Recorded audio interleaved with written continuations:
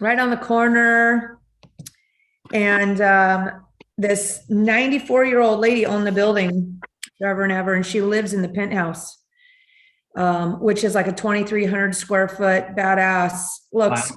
completely back at Seattle with a huge view, but slightly hoarder style and completely in building in disrepair, right? Low rents. Yeah. I mean, just brokers and buyers, investors, and all these, they've been trying to probably buy this building for, I don't know, 8 years. I mean, a long, long, long, long time. And she doesn't trust anybody, and nobody has the patience. And she has all this bad advice and people taking advantage of her. And I got to give the credit to Joanna, who lives in West Seattle, unfortunately, like 10 minutes away from her. So is tasked with managing our dear friend, Dr. Baxter. Joanna literally became her caretaker, you know, Oh, yeah. for, I mean, she got on her deathbed a month ago Oh, and made a full recovery. She was in hospice, ready to die. Here we were, wow. the building sold, and she ended up crazily, by the miracle of God, making a full recovery for as good as she's going to recover at 94 with broken ribs and all this crazy stuff. I'm telling you guys, long, good day. Like Yeah. I'm going to go Good. take a nap later. That's how good this day is. I mean, let's go. That's awesome. Well, it Yeah. just is to prove the point about this is a relationship business, right? Absolutely. 100 rootly tootly. That Yeah. was it. Nobody, she trusted nobody. Yeah. Um, and I mean, I'll just give the credit to Joanna. I'm more like the brains, and she was she's the Babysitter. one that got it done because she was the one that was the caretaker. So Yeah. good Well, team there.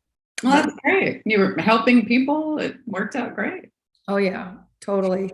Yeah, we even one time when we had it under contract, the buyer, who ended up ultimately being the buyer after several buyers came and went, and made offers, but I got there and the fire department was there. She had fallen down the stairs Oh gosh. right as we were, right as the buyer from San Francisco was going to tour through the building. It was absolutely Oh crazy. no. So Oh that was fun. my God. And one Yeah. thing or another, and one thing after another. So what 2 years consisted of. Yeah. I mean, that could have been like a reality TV show trying to get that one done. So, anyways, what's up, Ryan? Good to see you again. Howdy, yeah, same. Sorry I'm late. Had some Zoom troubles. I just No signed up worries. for the annual membership. Oh, thank you. That's super awesome. Hey, Yeah. Ryan, while we're on here and people are starting to join us, so I don't know, Shar, if you met Ryan, Ryan sat next to me. He was the lucky, unlucky one that had to sit next to me in Idaho at Larry Merichka's Coeur d'Alene Real Estate Investor Summit. So, Yeah. Ryan, tell us though what your day job is, so everybody can understand your awesomeness. Thank you. Yeah, my name is Ryan Jones. I'm the one-man show behind PretzelPPC.com. Basically, pretzels are my favorite food. Pay-per-click advertising is all I do for now. And so I needed a business name, and I put those together. I worked at ad agencies over the years and decided that I must do it for myself. And so I've been doing it ever since, and looking for an off-ramp here eventually. It's working really, really well, and I'll ride the wave as long as I can. But I would like to move into hopefully land investing here pretty darn soon. Oh, Awesome. awesome. Yeah. Did Yep. you learn about the land thing at the event? No, I had been kind of keeping an eye on it from afar for a bit, but after hearing Joe McCall's talk in person there, I found that extremely inspirational, and I'm going to jump down that rabbit hole. So I'm coming to you from, it's actually rainy Chandler, Arizona today. I'm not in Seattle, but Oh wow, really? Oh, that's where I hopefully would soon, want to be. relatively soon, I will be that much closer in Idaho. Awesome. Good for you. Transplanting up to Idaho, yes. It's going to be up in Yeah. Orange Woods. It'll be super cool. Oh yeah. Good stuff. Well, do you have any questions about like how can we help you, Ryan, like move forward or anything like that with your I need to I need to sit down and go through all of the step-by-step in Joe's class that he sells there this month here, hopefully. Yep. And I've been extremely busy with the day job, which is great. I can't complain about that. But That's awesome. I think the best thing you could do for me is keep hosting these meetings. So I've got some form of weekly accountability where I got to show up and can't say like I've done absolutely nothing for myself in the last week on the real estate front, you know? No worries. Yeah, we will be here. We will be here. Yeah, we should probably see if we get Joe back on to actually talk about his land investing techniques there if he wants to. Joe Bauer, that might be something that we can ask him. So what else is going on? Is anybody working on anything they need help with this week? Are you guys just all ready to be flies on the wall today? What's happening? What are you up to, Daniel? If you can hear me. Yeah, I can hear you. How's it going? So we closed on the Des Moines house. We sold that a couple weeks ago. And then we're actually pending on a new one in Greenwood. Ooh. Pretty cool. Pre-war. So we close on that maybe another week or 2 weeks or something. But yeah, we're getting that one going. So much Where'd you quicker. pick that one up? I was off the MLS. I got the buyer's commission. It turned out really nicely. So just a few other people we had outbid. Nice. But yeah, it was great.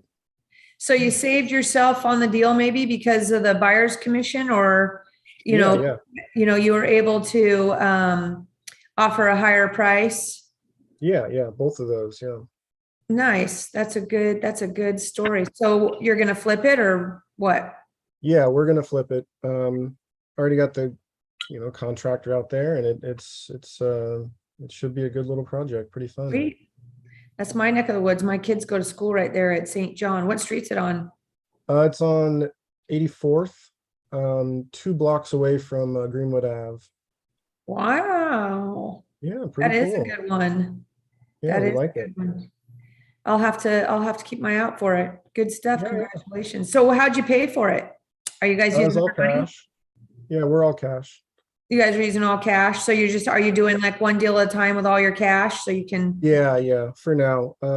Hopefully we'll get 2 sometime, but yeah, just one at a time right now is working out for us. Sweet. Yeah. What have you noticed in the market? So do you mainly then try to just pick up deals off the MLS right now, or are you doing other forms of marketing?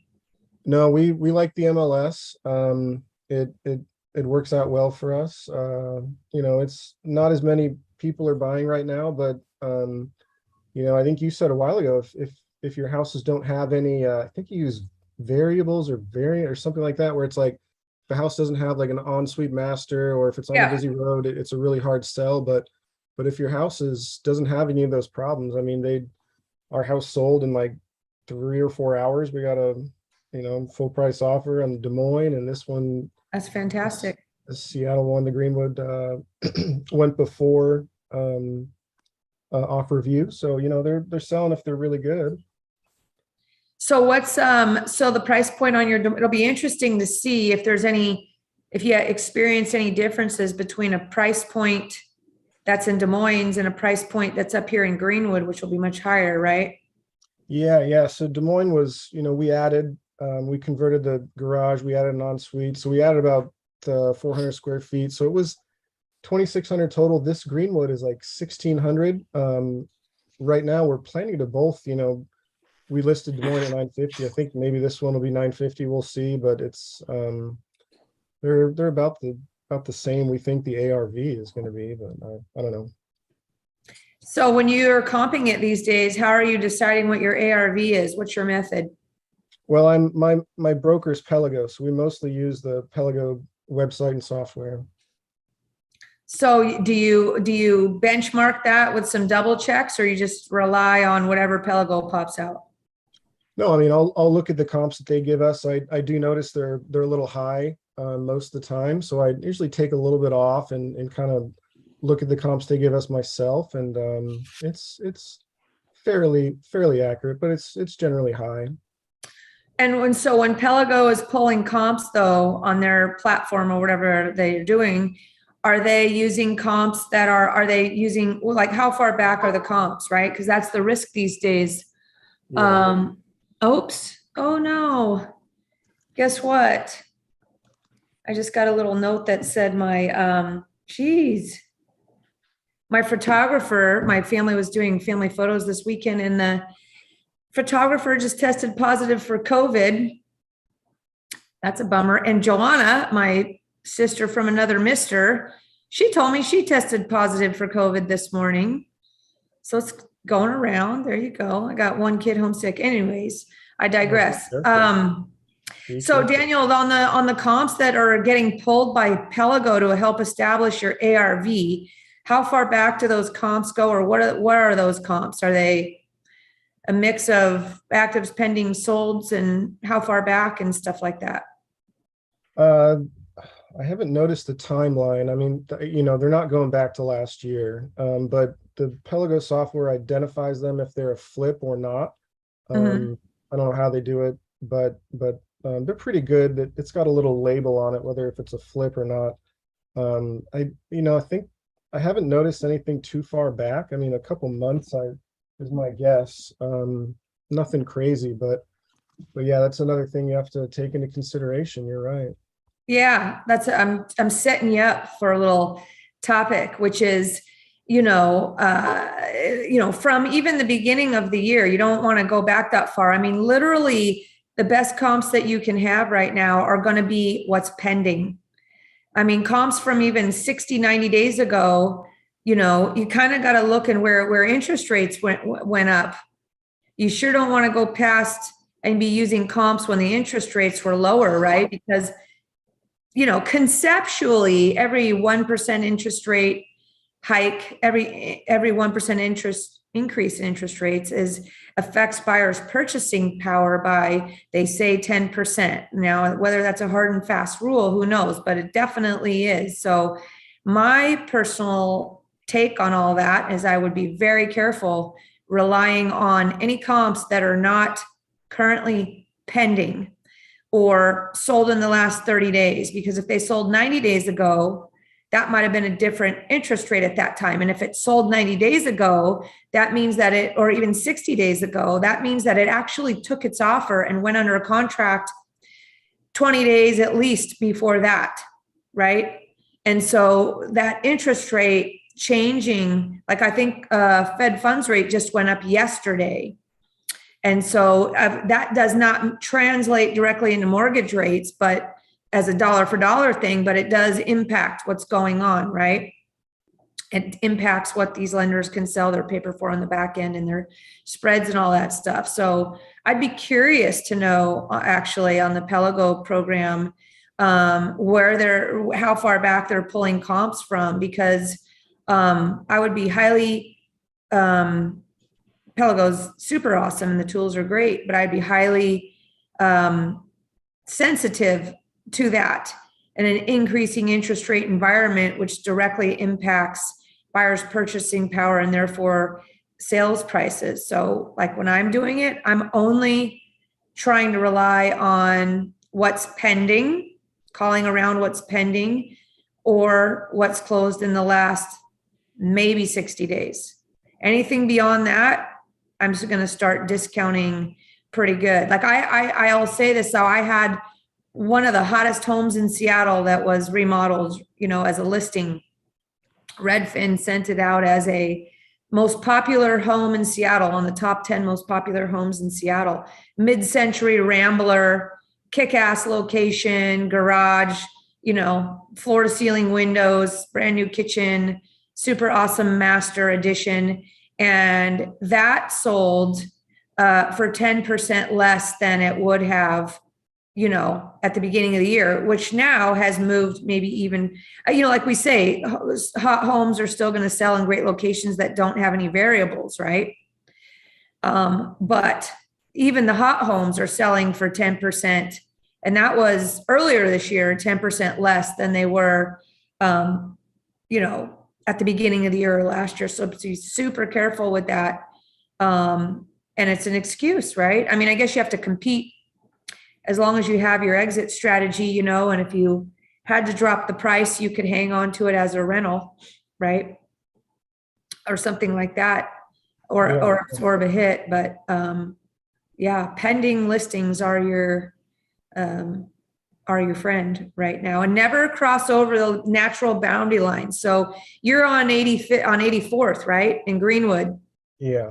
Right. So the neighborhoods completely change. Like you would want your comps ideally to be like in that situation, I'm just picking on you right now, to be between the natural boundary. So Greenwood's a busy street, 85th is a busy street, but you're really close to it, right? So you wouldn't do like a half-mile radius around there, because you'd be crossing over the natural boundaries of that property, right? So the other side of 85th or the other side of Greenwood starts to change a bit, right? And then whatever your other bookend would probably be 3rd, and down west, and whatever that is. I don't know what it would be heading south, but you guys need to make sure that you're staying in your pockets when you're doing your comps and the natural boundaries, whether that's the natural like busy street lines or green buffers. Like if there's like a, what do you want to call it? Green zone. I don't know what I'm calling it right now, but the natural boundary lines of your pocket. And instead of crossing over those lines when you do your comps, you want to go deeper and interpolate, right? Yeah, of course you might look at what's going on around there, but some of these neighborhoods are change pocket by pocket once you cross those main streets, especially 85th, right? If you get on the south side of 85th, that starts to change it quite a bit, right? And you get on the, you start going west toward off Greenwood, and where you're at starts to change it, become way more desirable, right? So I like to go deep, not wide, because it changes, and then you just have to sort of interpolate forward, right? If your comps if there's no pendings or these days, an active listing, I tell everybody in my world, hey guys, an active listing doesn't really mean anything. It's not really a data point, because nobody knows where to list properties for sale. We don't know who's feeling pressure and panic, so they do a panic listing. We don't know if it's, somebody that doesn't care as much, like a estate sale or something like that, right? And so it's not a data point until it takes an offer. So what I'm telling everybody to do in my world is that once we have a listing, we're going to pick our best price. We don't need to wimp out. But if something comes on the market in our playing field, we need to go look at it, because pictures don't tell you everything.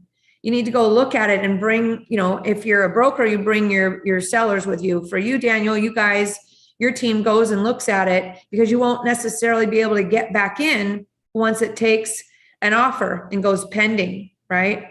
Or pending inspection. Sometimes the brokers, I never just go walk into pending listings. I call the broker first and say, hey, do you mind if I pop in for a second, right? So they might say no, or they might have taken the key box off, all that stuff. So you have to go look at them these days, because we've lost the predictability and stability of the market.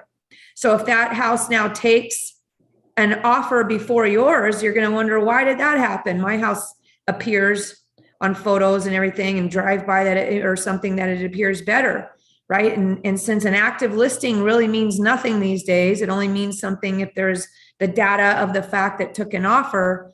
It's a lot more work, to stay on top of everything and make quick adjustments. That's my soapbox pitch for today. Well, thank you. Yeah, really good insight. I appreciate it. What else is happening? Stephen. Hi, Stephen. Can you hear us? Yes. Hi. I can hear you guys. How are you doing? Yes. Hi, guys. I mean, I'm newbie, and I'm a little bit remote to the Seattle, because my property in Seattle, but I'm on the other side of the border.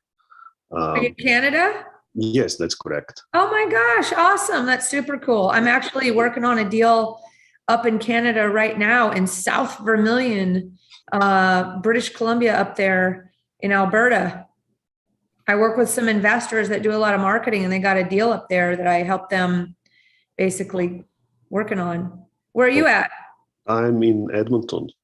Edmonton, very Yes. cool. How the heck did you find us? I'm turning on the video because my kids are down. So No worries. unfortunately, I'm a little bit in the bed because of my running nose. But I got in a problem because I'm not big like you guys. I didn't know even about Pellego. I have hands-on problems. It's essentially I have a tenant who left pretty much in 4 months. And then he's a pilot. So essentially, he found Alaska Airlines and he found another job, and then he left it. And then, I'm just kind of now thinking, should I increase the rent or not for the Burien kind of property? And then I'm just, speculating. I say, this is the place where people who have experience, they know, they will tell me the street and say, okay, put this price or put this or put that. And that's how I kind of, in the working time and not being kind of in office today, I have a time to join. Otherwise, it's very difficult for me to jump on the board with seasoned people like you guys. No But worries. that was my kind of, I wanted to hear, if I kind of, can I use Pelagon to kind of project my rent, for example, and things like that. That would be meaningful, so to speak, in the today's Seattle market, because you much more kind of know what's happening in the rent market and in all other places. And where's the property again? Burien of the SeaTac. Burien. Okay, Burien SeaTac. Yes, just next to the Normandy Park. Yeah, I know well. That's a good spot for Yes. pilots and crash pads and all that other stuff, as we call it. So, Yeah. yeah. So you had a pilot that was renting it. They're still in the lease? No, they essentially left, broke the agreement and all of that. So, that's the issue. Well, they are responsible for the lease. They can't break it. You have rights to collect all the rent you're owed. You can tell them, you should suggest to them they can sublease it, go get another pilot that needs a place and they can sublease it to them unless you allowed them out of the lease. Yeah, I have a property management kind of working on that, although I kind of find out last night. So I'm just trying to read these documents because this just takes the time for me. I'm completely like remotely kind of, person. So that's but I was just thinking, just to touch base with you guys because you guys pretty much, right. Well, I have that my kind of feeling, the people who are industry, and then you guys can advise the best way. So as I said, maybe should not be pilot, but my question was that I have a kind of already inquiry, pets or not pets. That's my kind of like take on, and probably you guys are investors and landlords. What is your take on that? Because I feel nice with a pet. But again, it's investment, not emotional decision. So, and I'm just looking. What is your kind of opinion on that? I don't know. Holly, do you want to answer on that? Can you hear us? I don't know if she can hear us. She'll jump in when she can. I always, whenever anybody asks me what the price of something should be or what I should do or, what improvements should I make? Should I accept the pets or not? I go research what's being offered by my competitors, I guess I would say, in that market, right? So if everybody else is offering pets, then you might, lose a buyer pool or your renter pool if you don't offer pets. And maybe better idea would be to protect yourself with a, nice sizable pet deposit or something like that. Your property manager should be able to advise on that. So, people love their pets here. That's for sure. But you don't want your place destroyed, and you overcome that, I think, with a pet deposit. But the answer I would give is, what is everybody else in Burien and SeaTac doing? I think you have a chance because of its location by the airport, that you have a chance of not having to offer that, because maybe you're going to get a pilot that doesn't want a dog because they're gone all the time, right? And you could try that. If you really don't want to do it, just throw it out there for a week and see if you get some responses without it. You know what I mean? I see. I checked the rent.com and I noticed that if I click pet allow, 22 listings show up. But if I click no pets, 0 listing in entire kind of Kent, Normandy, Okay. Burien, and then that north part over the Boeing's kind of area. Yeah. There is no listing available if I click no pets. And There you go. yes, at the rent.com. So I noticed that. And rent is much more, probably $300 more than what I was kind of, having initially. Yeah, So- rents are competitive right now. I mean, there is some talk of rents coming down. There's a little, I can see on some of the other groups and threads that we're on, people are watching to see if there's going to be any impact on rents. But do you have pressure and stress on you? I mean, my answer is don't wimp out, go for what you think is the market rent. If you can increase your rent, now's the chance to do so, because giving rent increases, I'd have to check on what the Burien CTAC rules are. You'd have to check on that with your property manager. But there's, our region here is pretty tenant friendly. Yes. So I don't know how much time in Burien or CTAC is required to give a rent increase. In the Seattle area, you can't give one except if you give 6 months notice ahead of time. So this is your chance to get your rent up right now. So if you don't have pressure on you, I would go for it. I would go for it and try and, put it out there as the highest rent you can get, that seems to be within that market. And, do you use your property manager to help you do that? Yes, I mean, he essentially communicates with me, but kind of like usually I recommend something, and I was using the Zillow rent market something. Zillow has some feature, right? But, I have a feeling that Zillow kind of puts much higher. I don't know why. Yeah. I don't know. I just had it because then I checked the Craigslist and rent.com, and then kind of like I see for that kind of check boxes, I get a little bit less, because I couldn't believe it that rents went that high, and I just don't want to be kind of like well, good news for you. Yeah, I'm not that super greedy landlord and stuff like that. I'm not like I'll give you a couple. We have a chat box here. I don't know if you can see it, but I see something from the Holly. yeah. I mean, she's probably with her little guy, so she might not be able to talk. Yeah, I see that. Okay. I'm going to give you 2 others where you can look. So Rentometer, if that's what they call it, Rentometer. Yes. Heard of that? That might be another place to look, just to get. So what I think that some people do is they check a bunch of different sites and then choose some sort of average or something. A couple more would be Rentometer, and then Invitation Homes is a secret ninja way to go about looking. They are a huge hedge fund that buys properties for buy and hold, and that's their entire business model. They're, I believe, even publicly traded company. And Invitation Homes is, you just look at what's available on, and they're on top of it all the time, right? Because they have so many properties. Zumper, Holly just said, and Zumper too. So now we have three other. Yeah, I think this will be enough for this, I think. Yeah, I think that's enough. But you should go for it if you're not under any pressure. Yeah. So when you put the pet deposit, that's just a one-time deposit then, right? That's how it works, right?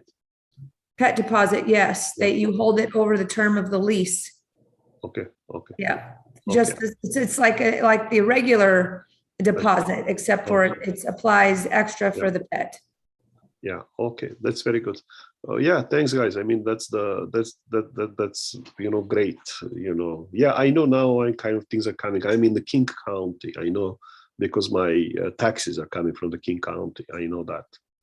Holly's writing some good notes to you here. She says, get a larger pet deposit if you can. maybe Yes. require the owner to clean up after the pet and set rules. You could establish some rules around having pets there. So they don't scratch up the front door and all that kind of stuff. Yes, that's perfect. Yes, on the other hand, I see there is also activity of a lot of US people that are purchasing properties in the Calgary. Okay, is that right? Yeah, because the dollar difference is very high now. And, Yeah. and the market there was not inflated like Vancouver or Toronto, which they said it was going to crash or something like that. I don't know that. I don't understand, but there is a friend of mine, a realtor that in Calgary, says there are a lot of kind of foreign or remote people, because townhomes. Well, it's also the launch pad to Banff, right? Yeah. That's meant to the Banff. If you ever want anything beautiful in the sense of the let it go kind of Elsa castle, that's Banff. Yeah. Yes. So that's interesting. We'll have to yes, we'll have to learn more this about that. how because it's very close. Edmonton and Calgary are kind of like 45 to 55 minutes by Seattle by plane. SeaTac to the. I think it's an hour and a half because I fly to Calgary from Seattle. Okay. That's because if you go with a jet, it's faster. But if you go with that one in impeller with Alaska, then it's longer. Oh, gotcha. Because it's a propeller and all of this. But if it's turbojet, then it's kind of like a Boeing, like just you will be there within a kind of like 55 minutes, 1 hour, something, depending on the wind also. Yeah, but good. Thanks. So the exchange rate is favorable for US dollars. Yeah. Big time. Yeah, I just bought a car off a guy that's up in Etobicoke, Canada, up by Ontario, and had it shipped here across the border. Yeah. It's a. I mean, at least the people are saying that now.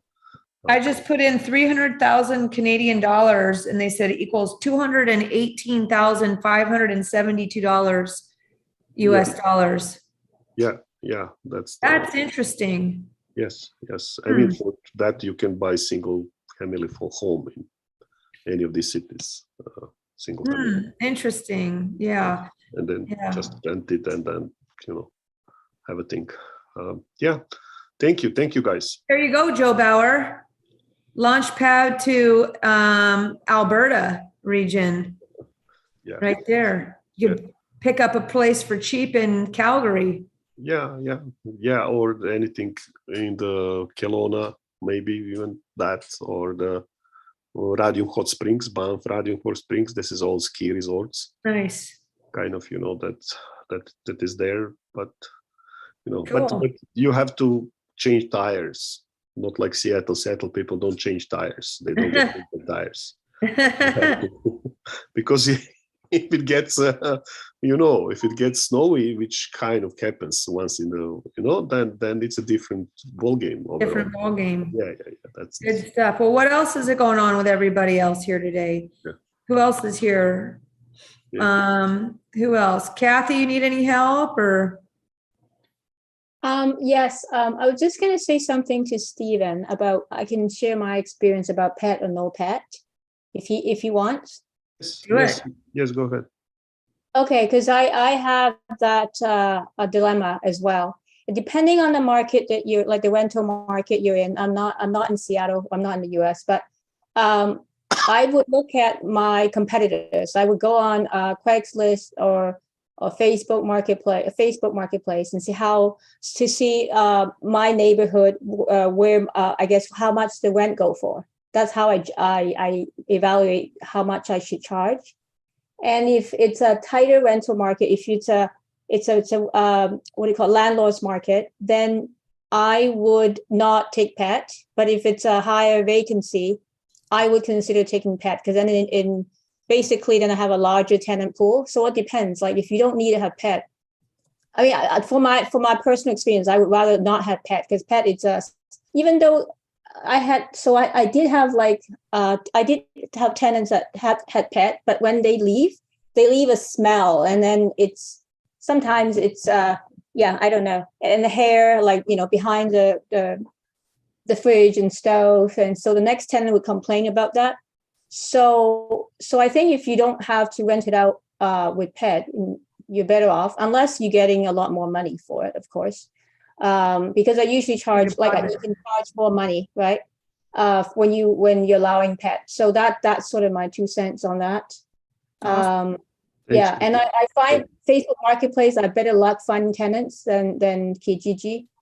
No, not Kijiji, so Craigslist, because I also manage remotely, and I do I use the property managers. I find that I can find tenants and vet tenants a lot better than they do. So I took it back, and I just have people show the units. So that's how I do mine. Hey, Kathy, have you ever checked into Hemlane? No, where is that? Hemlane is property management. You can, I think, pick and choose what services that you want. Like, it might be good you can do your own leasing, and they can help you with maintenance. And it's growing in getting a lot of good feedback. I think Dion's using them too. Dion, who hangs out with us here. Okay, is that in Canada? No, it's in the US. No, it's US based. That's US Okay, based. yeah. My properties are in Canada, so Gotcha. yeah, thank you. Okay, I'll keep that in mind. That's what I do. I do have a question though, Julie. Yeah. If I wanted to go into joint venture with somebody and they source the deal and they do the rental, basically I'm just passive. I'm just a money partner. What is the split usually for that? Well, it's all negotiable. I would, so you're the money person? Yes. My advice to you, Kathy, would be that instead of doing something like that, which can be very dangerous and you're not here, and is you might consider alternatively, and maybe you've thought of this, is just like calling up Flynn Family Lending and placing your money and getting a great return where they're vetting the projects and they know who the borrowers are and they're going to help protect you. I don't know if getting that extra, and maybe your money can stay invested more consistently and longer, and then you don't have to worry about all the problems that can happen with a partnership, especially if you're just the money person and you're not in control of the deal, swinging the hammer, getting the work done. That might be probably what I would suggest that you consider first. Do you have somebody trying to bring you a deal and want you to be the money partner? Yes, I do. I was just going to say that, okay, so you mentioned to me about this company. Can you spell the name? Can you spell that out for me again? Flynn, Flynn. Right. Family. Right, okay. Lending. Beth Right. Johnson and Matt Flynn. They're basically private money brokers. Right. And they are constantly having an awesome deal flow. Everybody loves them tremendously. And investors like yourself who have the money go to them. And Albert just put Beth's contact information down there in the chat. But look at their website and give Beth a shout. Contact Beth and let her explain how they can put your money to work on deals without having to be somebody's partner, and probably be in a better, maybe a better position, and having to take the risk of partnering with somebody that you don't know. Well, I think, it's not just generating passive income. It's also about building experience. So if I'm part of the deal, potentially when it comes to my own deal, because I don't have experience in the US, right? I don't have credit in the US. So I'm trying to build that up by partnering up with people. So that's the main purpose of that. Well, okay, then I definitely, those, like, you should only be partnering with somebody with a lot of experience, right? Mm-hmm. Yeah, right. Okay. But I just want to get an idea generally, like the split 50-50, 60-40, like what, like, I guess it is negotiable, but in general terms, like, what do you see everybody's doing? I think you should go for 50-50, go for as high as you can, right? And there's a good indicator of if somebody is, what their personality is going to be to work with. If they try telling you that that's only worth 20% to them, then there's probably not something fair that you want to be with that person anyways, right? But yeah, go for 50-50, start high. The most important thing though is that you have really, really, really, really solid contracts between you and your partner, that you need to hire a lawyer for. Or what I would do is if they've partnered with anybody else before, just interview that person and say, you want to talk to, 2 or 3 other people that have actually been their partner before, and vet them that way, right? Because Yeah. you remember also, Kathy, that if something goes bad on a deal, and we're in a fluctuating market right now where we don't have any predictability or stability, right?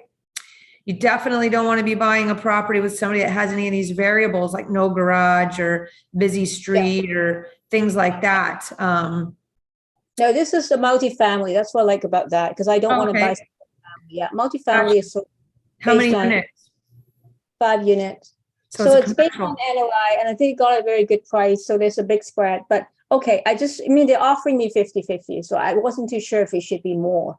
Okay, No. that's, yeah, thank you. No, but now remember that if you have to do any financing down the road with this person, I just want to point it out, and you don't know their credit history or their ability to borrow money, and what are you going to do? Flip this building, or are you going to keep it long-term as a buy and hold, and you're going to need some permanent financing in place at some point? Then because you're 50-50 with this person, their credit, and their experience, not just their credit, but their experience comes big into play on getting that loan. So it's just not, is it 50-50 or not? There's a lot more that goes into it. Great podcast topic, actually. Okay, yeah, I think they have track records. Okay, thank you, yeah. It's the loans, it's the lending, it's the ability to manage a problem or financing that is just as important as the rest when you partner with somebody. Right, got it, thank you. Right. That makes sense. What do you think, Albert? Is that legit? Yeah, he says. Are you somewhere where you can't talk, Albert, out loud? Oh, he's calling me. Hold on. Hello. Oh, hey, Casey. Hold on, guys. Hold on 1 second. I'm going to get off for a minute, guys. You need to keep going without me for a second. So who takes over? Joe?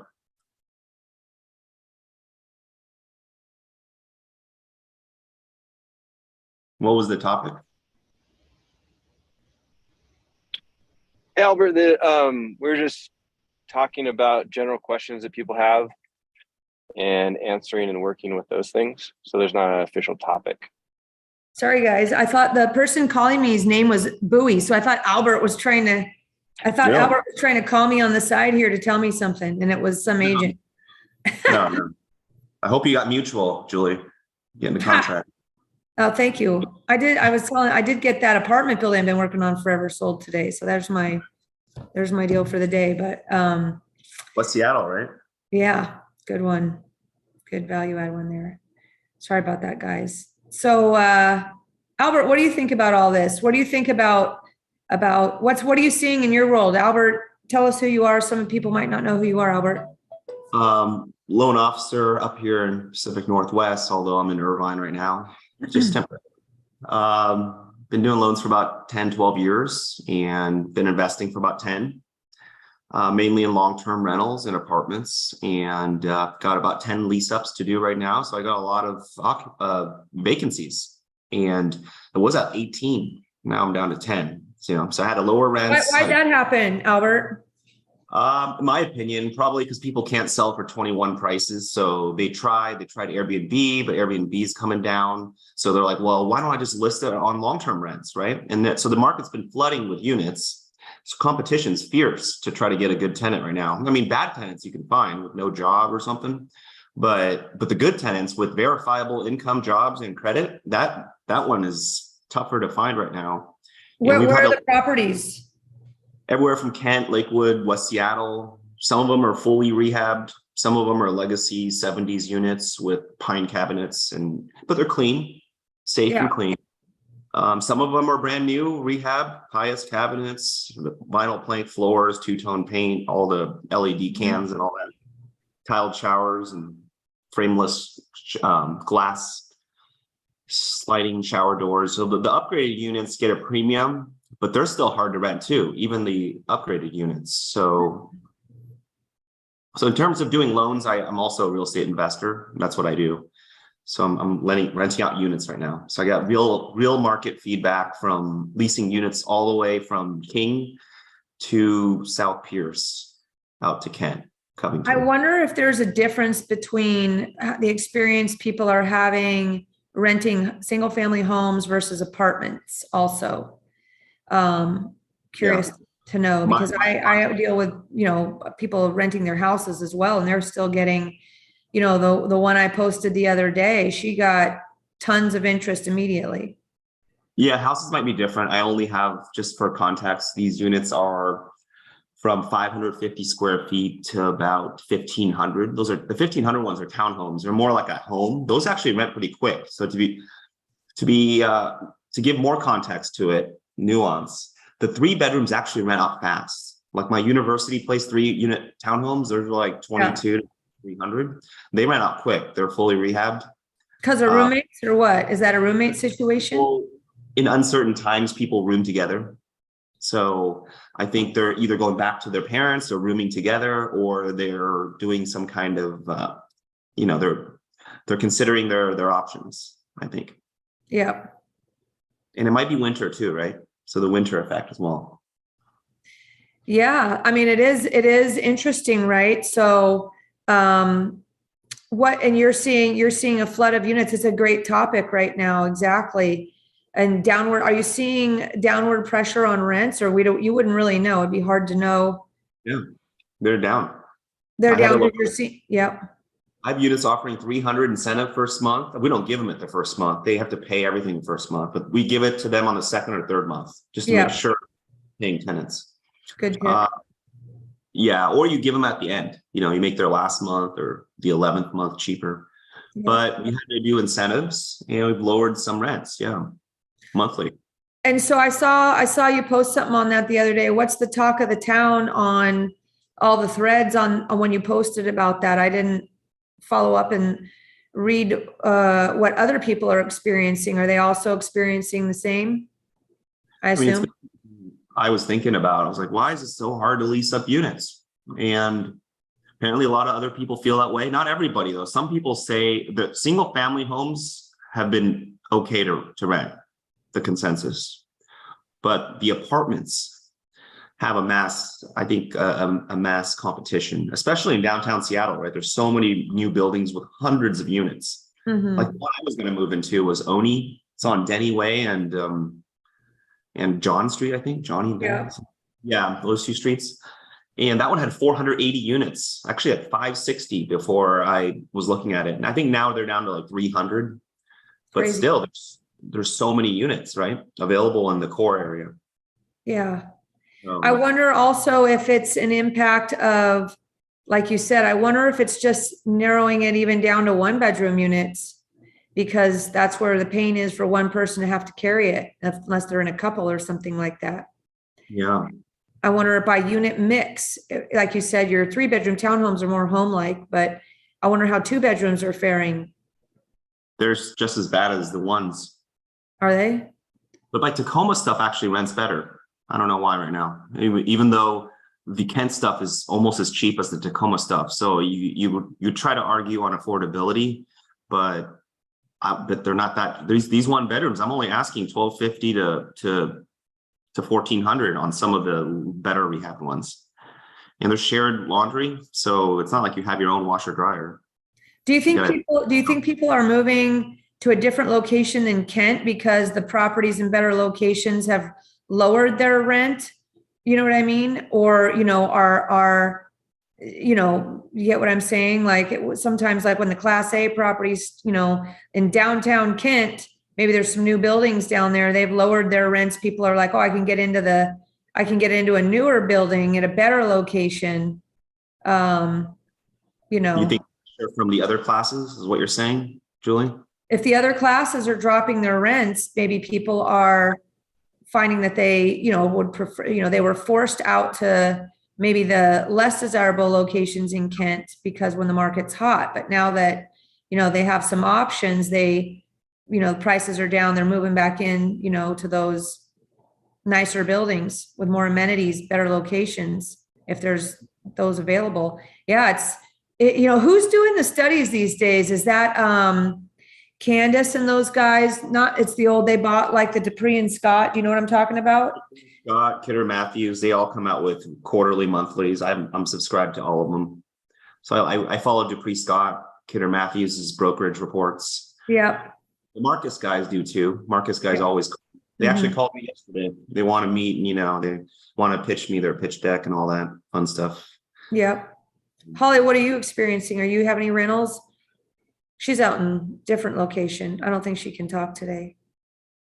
I'll have 3 coming up in December, January. So I'll let you know. But so far, things have been still renting pretty quickly from others that I've talked to. What did everybody else say, Albert, that when you put that thread out there, though? Holly's putting more units in the market, adding more supply. And adding more competition. Yeah. What did the other investors like on ARV, how did they respond when you put that out there? Most of them are having, based on what I saw, most of them are having some struggles too.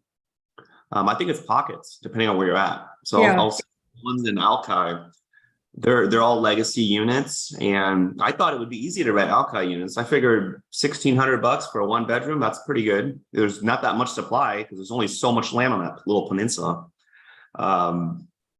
I thought it would be easy. Apparently, it's a lot harder to rent those than I thought. But how much? $1,600 for a 1-bedroom? Did you say?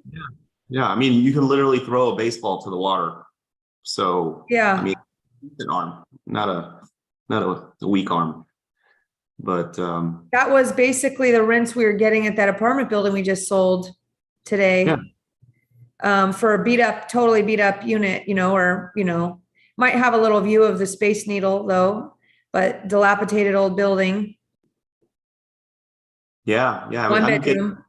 Easy 13 in downtown Tacoma Hilltop, unrehabbed in an old building. And those ran up fast actually.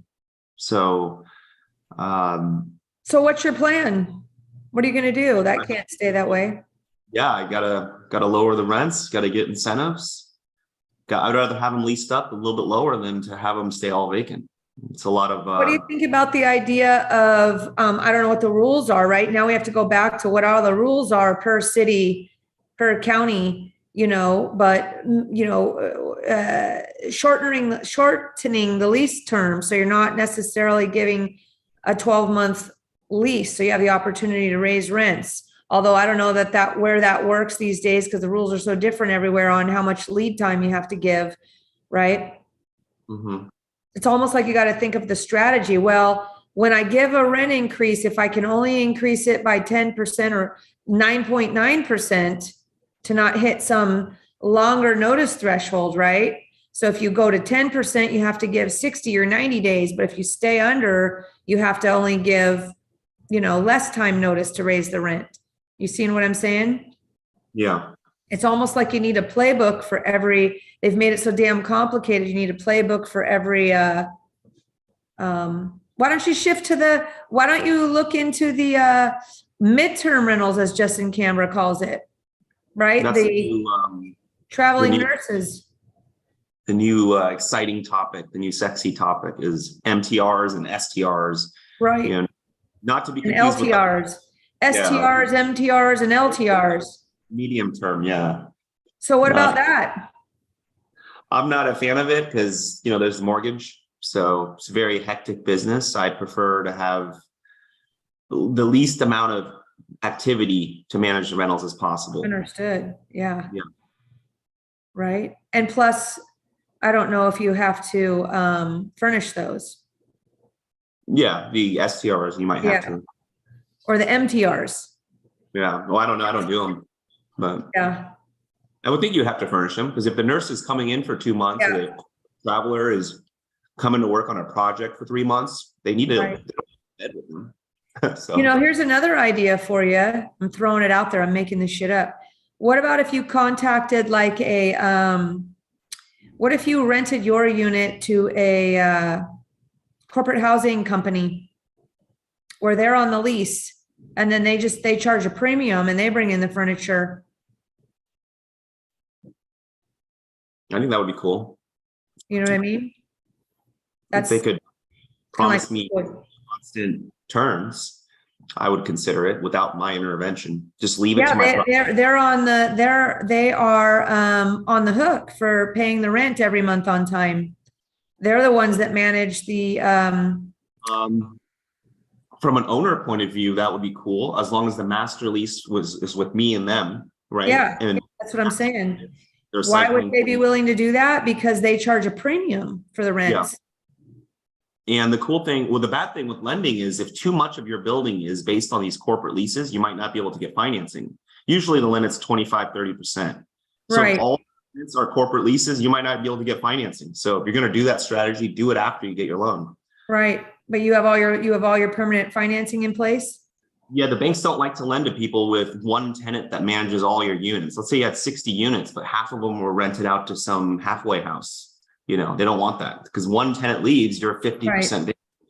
But you personally on your leases, on your buildings, do you have all your financing in place already, or are you still having to do some refinancing? No, I'm not refinancing, not with these rates.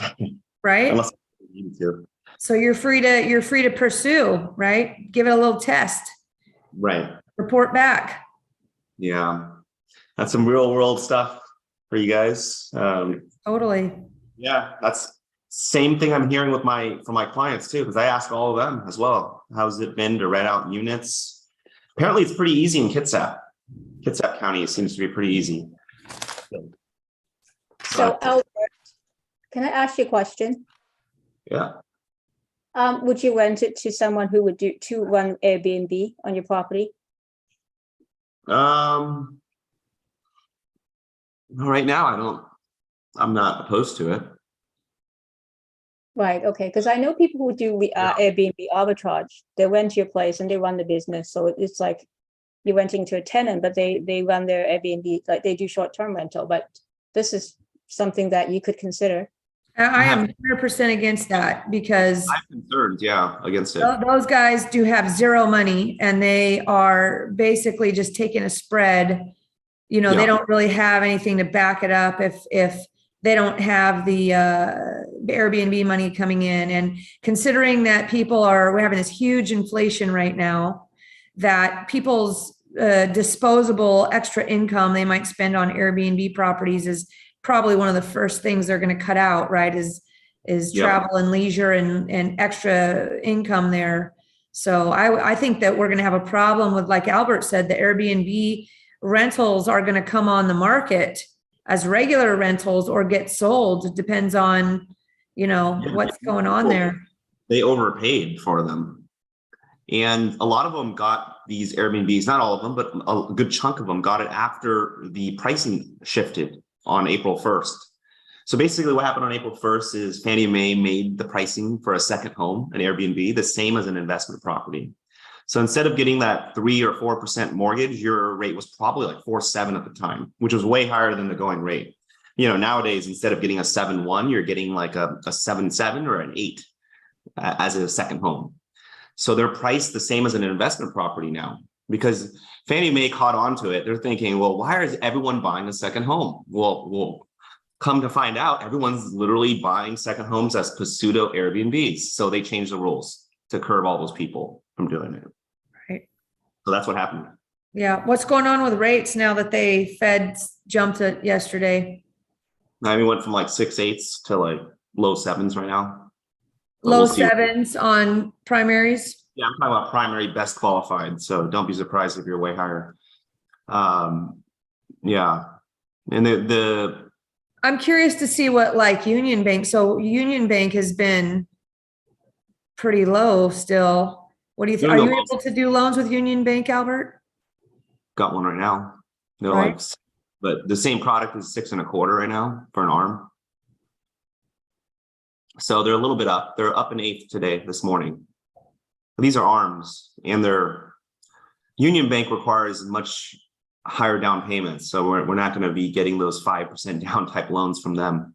Right. But I send like jumbo loans there. If it's like a Right. million and a for 2 or 3. That's a Yeah. great. Yeah. I have some jumbos pending, a couple jumbos pending, and been using Union Bank just because they couldn't be beat. You could do 20% down to 3 million on owner occupied. That's very hard to find. To 3, usually jumbo lenders limit to 2 or 2.5 at 20% down. They start requiring 25 down when you break the 2 million barrier. So if you're working on the east side or somewhere where there's high loan amounts like Laurelhurst, Alki, anything expensive, you got to know where these portfolio lenders are, because those borrowers are going to use these portfolio lenders probably. Right. But you can broker right over to them, right? Yeah, they're a little rigid, but they're actually more workable than most of the big bank prime lenders, like the Cities and the Chases. I hear at Wells Fargo, you need literally 6 months reserves or 50% of the loan amount in reserves on every property after 4 mortgages. So it's almost impossible to get a loan at Wells. If you had 12 rentals, you would need millions of dollars of reserve.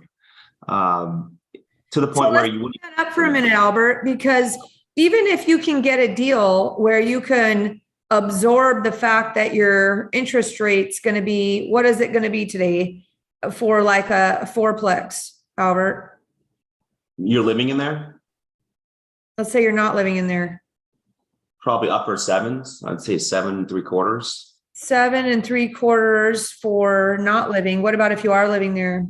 It'd be 7 1/4, roughly.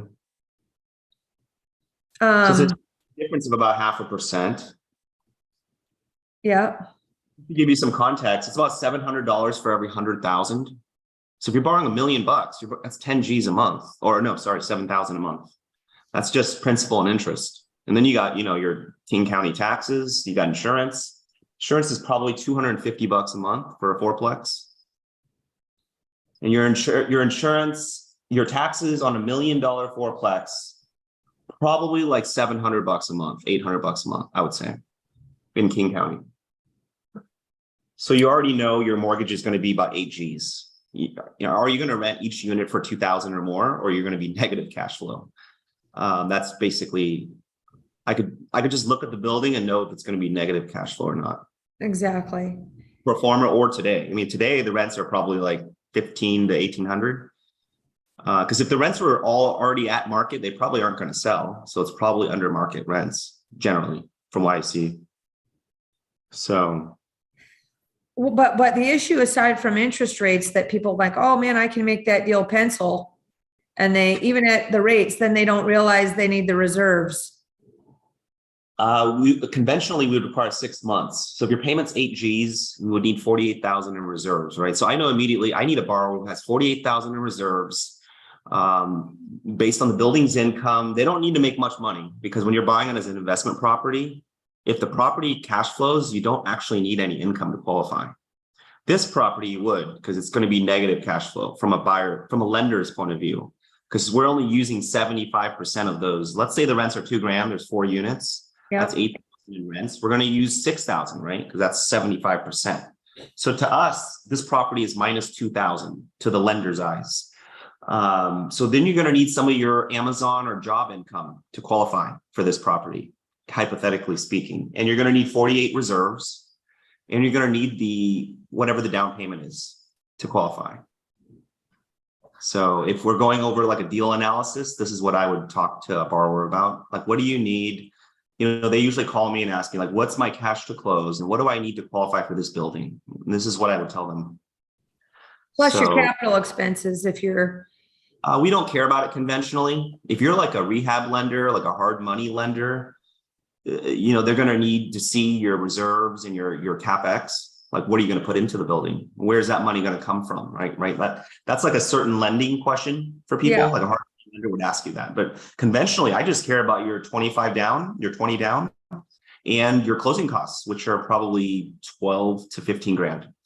If a seller was willing to, do you require a down payment? I guess, can I, whether the numbers work or not, I'm just saying, how do you feel about on your conventional loans, they're a seller financed second and things like that. That's not going to let you get over the loan to value, if that's what you're asking. Like you're trying to get above 75, 80 loan to value, Julie, like put down less than 20. Yeah. Yeah, you still have to be under that. So the 20 has to be from your own money. You can't have seconds take up that margin if that's what you're trying. Now, credit unions locally will let you do that. I know credit unions locally will let you go to 90 or 85. But that's commercial money, different story. Right. With today's rents the way they are, you won't be able to do it because debt service won't work. I just thinking how the commercial lenders underwrite income when you get that seller second and the first mortgage. There's no way with having these underpriced rents, buying a building today, you'll be able to make those numbers work to get full 85% or 90 loan. What about bridge loans? Well, yeah, then that's a different story because those ones are less about the short-term income, more about the value. Right. But you still got to make sure you can pencil it. You got to get out of that loan, right? Yeah, the smart bridge lenders are looking at your potential debt coverage because they're trying to figure out if you were to get to the end of our loan, can you refi out of this loan and pay me back? Is what they're thinking. I mean, I'm interested to see, I don't know. So the deal that I closed today on a 7 unit. Yeah. I don't know if it was a cash deal, but he put a loan on, but there wasn't a financing contingency. So I'm curious to see who the lender was, that transaction. This guy buys everything. So now we have a great buyer for stuff. Didn't even, he had released some earnest money to us through the process, but as soon as it closes, Julie, we'll be watching the title, won't we? Yes, we'll be watching. And then skip trace whoever closes that loan. That's right. Yeah. Oh, I know. I'm definitely logged who this buyer is because he's going to buy everything because he can pay cash. So got a cash buyer out of the deal. But yeah, on a huge, this building needs $500,000 worth of work. So wow, it's a lot on a 7 unit. It's over 100. No shit. It's a good one. So, all right, guys. Well, we're out of time today, but the message I think I want everybody to also remember about multifamily is that, like Albert, how he is able to just look at the deal really quick on how much rent is going to be collected. And because he understands the lending side, he can bam, bam, bam, make a decision whether it works or not really quick. Right. And so I think that everybody goes backwards into real estate investing. They learn how to find the deals, how to market for the deals. Everybody, even if you're flipping or you're doing buy and holds of, single families or short, whatever you're doing, you should first learn. If you want to be a baller, you should understand financing and debt and equity and all that stuff first, and then start reverse engineering into finding deals. Because you understand the loan side and the financing side first, you will be able to see deals that other people can't see if you understand that side first. As your first set of videos you watch and podcasts you listen to and all that kind of thing. I don't know, Albert, well, you and I have been talking about that for years, but I believe that real estate investing is taught backwards. And it should be taught learning the finance and debt and equity side first. And people will get way ahead faster. So that's a wrap for today, guys. Make sure you're always looking in the chats. And remember, if you are an investor or a member of Seattle Investors Club, which is $220 a year, you can get all these recordings or the ones that you've missed. And if you're not, then, it's always free to show up. So all good stuff. And we'll see you guys next week. All right. Thanks all. Take care.